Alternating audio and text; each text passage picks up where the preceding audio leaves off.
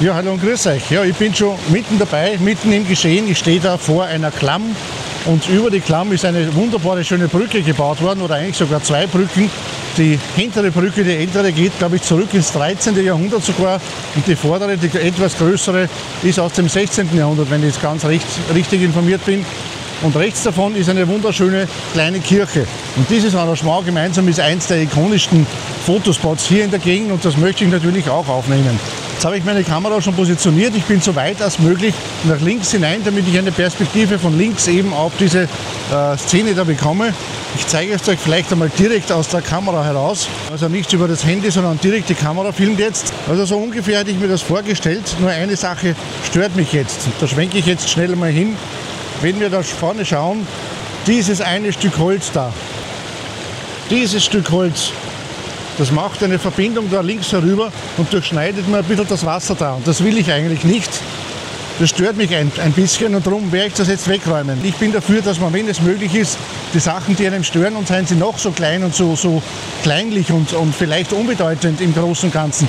Aber wenn ich jetzt das sehe und es stört mich und ich lasse es und ich mache das Foto und muss das zu Hause im Photoshop entfernen, dann ärgere ich mich, das nicht einfach gleich da direkt vor Ort gemacht zu haben. Denn es ist möglich, darum werden wir das jetzt tun.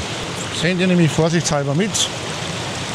Die Kamera kommt in Warteposition und wir gehen Holz entfernen.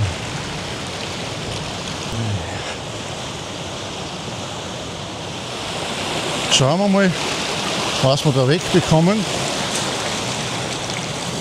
Naja, so leicht ist es doch nicht. Mal, ob wir zumindest das wegkriegen. Macht es jetzt auch nicht unbedingt besser. He? Aber wenn der Ast da wegginge, es geht mir eigentlich nur um diesen einen da.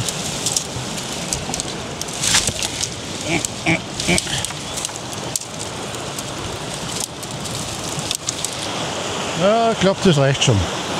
Vorsicht, nehme ich den da noch mit, den kleinen Burschen. Und schon haben wir die Szene ein bisschen sauberer gemacht. So, und da sind wir wieder. War jetzt eine Kleinigkeit, hat nicht einmal eine Minute gedauert und ich spare mir eine Photoshop-Korrektur mehr am Rechner zu Hause und ich denke, alles, was man sich in der Natur ersparen kann, naja, alles ist jetzt übertrieben. Man kann sich nicht alles so machen, wie man es will, weil dann sind wir dort bei meinem Foto von der Linde, das sie gemacht hat. Das geht natürlich auch, aber wenn ich ein doch realistisches Foto machen möchte von einer Szene, wie ich jetzt da das vorhabe, dann kann man schon so kleiner Störer wie eben so ein Treibholz, das da im Weg liegt, finde ich, entfernen. Und ich finde, das ist auch eher gerechtfertigt, als es zu Hause mit Photoshop zu machen. Obwohl ich da auch keine Probleme damit hätte, grundsätzlich. Aber wie gesagt, lieber da als dort. So, jetzt schauen wir uns das Ganze noch mal an. Ich nehme euch wieder mit dem Handy auch mit, natürlich. So, vorgestellt hätte ich mir das so in der Art. Absichtlich im Querformat. Die meisten Fotos von dieser Szene da sind im Hochformat. Ich gehe aber absichtlich ins Querformat, nehme die Kirche rechts oben ins rechte obere Drittel. Damit haben wir diese Klamm schön unten in der Mitte drinnen. Und schauen wir mal, wie wir in der Waage sind. Ja, noch nicht ganz. Dann müssen wir noch ein bisschen korrigieren. So ungefähr, denke ich, würde das funktionieren.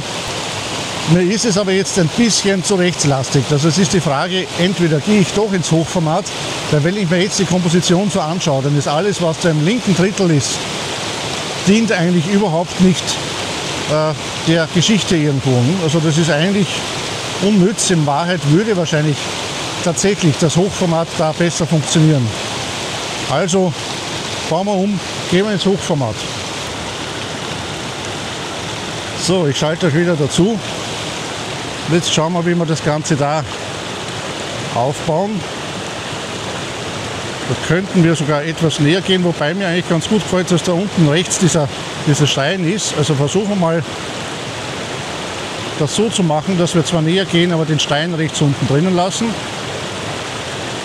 Dann haben wir ein bisschen im rechten, auf der oberen Drittelseite die Kirche stehen. Und da vorne haben wir jetzt genau dieses Detail, wo zuerst dieser Ast ein bisschen hineingestanden ist. Da ist es weg, dadurch haben wir da links schön das Gewässer zu sehen.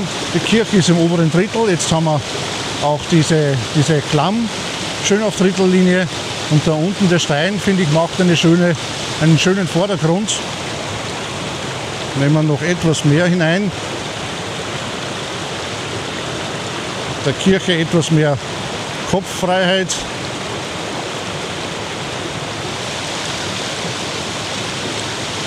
Schauen wir noch einmal die Waage an, die müsste aber eigentlich passen, weil da habe ich eigentlich nichts verändert. Soweit in Ordnung. Das Einzige, was mir jetzt da gar nicht gefällt, ist natürlich, dass wir keine Vegetation haben. Es ist alles grau und unbelaubt. Daher denke ich ein bisschen darüber nach, ob das nicht ob dieses Motiv, so es da jetzt ist, nicht besser als Schwarz-Weiß-Motiv kommt. Weil wir eben von vornherein in der Natur kaum Farben haben und diese Geschichte wahrscheinlich besser kommen würde, wenn wir sie von vornherein schwarz-weiß machen. Das werde ich mir auf alle Fälle zu Hause anschauen. Jetzt ein kurzer Blick aufs Histogramm. Momentan schaut diese Komposition sehr gut aus. Wir sehen allerdings ein bisschen, haben wir auf der linken Seite etwas kleben. Das ist eben dieses schwarze Loch da, wo es in die Klamm reingeht. Das heißt, ich werde da jetzt vorsichtshalber schon ein zweites Foto machen mit einer etwas längeren Belichtungszeit, um dann auch da diese Strukturen, die da in die Klamm hineinfuhren, noch mitnehmen zu können.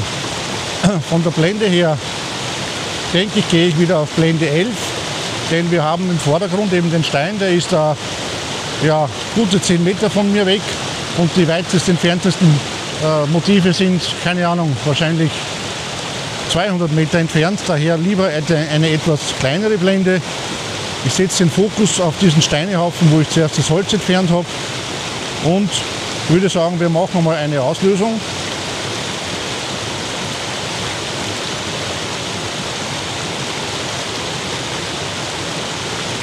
Und wie gesagt, jetzt noch eine zweite, jetzt sind wir mit einer 160. unterwegs gewesen. Da gehen wir jetzt etwas in die Überbelichtung, um diese Strukturen aus der Klamm da ein bisschen herauszuholen. Wir sehen da schon im Histogramm, da ist jetzt nichts mehr auf der linken Seite. Mit einer 25. Sekunde vom Stativ können wir das wunderbar machen und haben dieses Motiv im Kasten. Ja, fürs zweite Motiv habe ich mich wieder fürs Hochformat entschieden. Und diesmal bin ich aber sehr nahe an diese Kirche rangegangen und an den Eingang der Klamm. Und ich möchte, ich zeige es auch wieder im Video, ich möchte da jetzt das Wasser ganz rausnehmen aus der Szene. Das heißt, wir haben nur am unteren Bildschirmrand abgeschnitten die Klamm, diese Felsschlucht, die nach oben geht, die zwei Brücken, die man sieht und dann rechts die Kirche, die emporragt. So ungefähr hätte ich mir das vorgestellt. Ich denke, das passt perfekt. Wir haben auf dem rechten Drittel die Kirche. Ich will auch da gar nicht weiter nach rechts gehen, weil die Kirche soll natürlich da rechts nicht abgeschnitten sein, die soll da drauf bleiben. Auf der linken Seite finde ich das auch okay, dass man da einfach die Brücke sieht, die geht dann irgendwo hin. Wohin ist eigentlich völlig unerheblich. Die Brücke ist an und für sich da. Der Star neben der Kirche natürlich auch, die da quasi an der Klamm direkt gebaut sind. Ich überlege noch, ob ich nur ein Stückchen weiter nach unten gehen möchte. Allzu weit darf ich nicht gehen, weil, wie gesagt, wenn ich da nach unten gehe, ganz nach unten gehe, dann kommt da der Wasserspiegel ins Bild und den will ich eben nicht dabei haben. Das soll so ungefähr ausschauen. Ich denke, so wie es jetzt ist, können wir es machen. Von den Einstellungen her habe ich nicht viel verändert. Das ist eigentlich soweit alles okay. Ich bin nach wie vor bei einer 200stel jetzt, Blende 11. Bräuchten wir da jetzt nicht, weil wir keinen großen Tiefenbereich haben, aber tut uns auch nicht weh, bleibe ich dabei bei der Blende 11 und ISO natürlich 100. Da gibt es keinen Grund, da mit der Sensorverstärkung weiter nach oben zu gehen.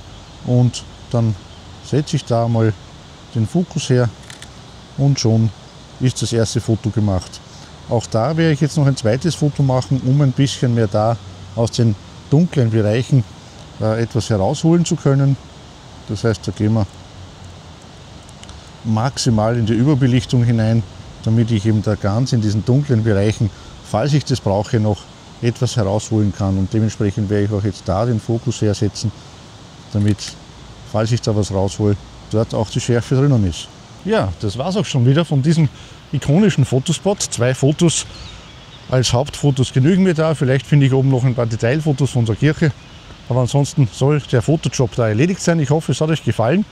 Und falls ihr sehen wolltet, wie ich exzessiv mit Photoshop umgehen würde, wenn ich ein Foto mache, das ich dann da stark nachbearbeiten würde. Dann schaut euch gerne das Foto von der Linde an, wo ich eine Linde fotografiert habe und nachher dann in Photoshop das Ganze sehr künstlerisch verarbeitet habe. Also ganz anders als hier, wo es mir eigentlich darum geht, ein sehr naturrealistisches Foto zu machen.